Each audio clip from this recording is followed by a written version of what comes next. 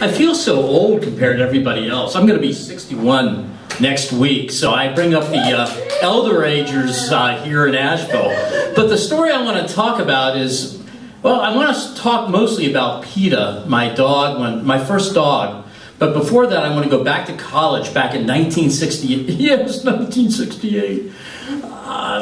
Shaw said that his parents were hippies. So was I still am. But back in 1968, we had a dog named Jude. And this was in Washington, D.C. And Jude loved to sunbathe in the middle of the street. So if you can imagine rush hour in Foggy Bottom, Washington, this is by the State Department, all the traffic would stop because Jude was in the middle of the street. So that was my roommate's dog, but I realized after that I really wanted a dog. I grew up and lived in an apartment and never had a dog. So when Cindy, by the way, Cindy, who started out, Cynthia Berryman Fink, she's now president of the Asheville Area Pet Sitters Association.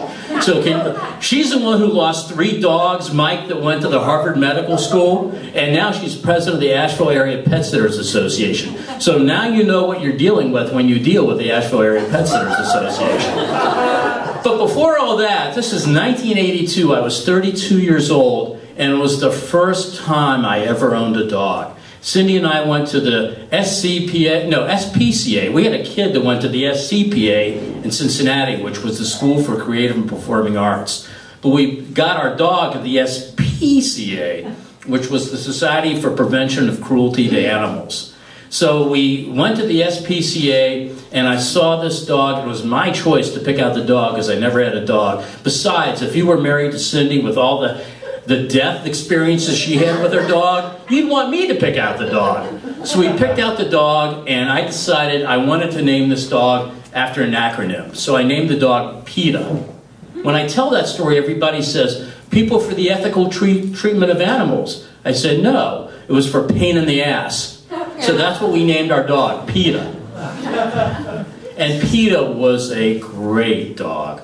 I remember at the SPCA holding and hugging this dog and bragging to everybody that this was the first dog that I ever had, and I just loved this dog. So we took PETA home, and she was a great dog. One time we had a lot of friends over, so we put her down in the basement in a room, and we just heard all this noise. Went to the room, and the entire door was scratched. It was almost like she scratched the whole door down. But PETA had a code word. And I would love to use this code word. The code word was Vermont. And I would say Vermont, and she would go crazy. She would run all around the room. She'd jump on all the furniture and run in circles. PETA was a great dog. Well, we also, Cindy taught at the university, and I was away, and we had to put the dog outside while we were away. So I created a tie. And not a tie, but a run, where she would go on a long court across the backyard, and she would have free run of the whole area. Well, one day we got home, and there was no dog. And we talked to some neighbor kids. These kids were actually juvenile delinquents. They got thrown out of school all the time, so they were always around. And they found the dog, and they said the dog actually was dragging the tree that the tie-down was attached to. That was PETA. Well, PETA was, I also got to experience the sadness of losing my best friend. We were out, and we took her to the vet because she wasn't feeling well, and I had her in the car, and I knew this might be the last time I saw PETA. She was only 3 years old. Took her to the vet, and we got a call. Cindy and I were out at a restaurant. We got a call from the vet saying that PETA had an intussuscepted bowel. I have no idea what an intussuscepted bowel was, but she died from that. And that taught me the loss of a pet. But I wasn't done. Cindy was pregnant, and I knew that we were 20 miles from the hospital. I knew that I had to make a practice run to get to the hospital when Cindy was ready to give birth. So I made a practice run. I stopped at the gas station, and at the gas station there was a beagle. It was a wet, rainy, cold, lousy night.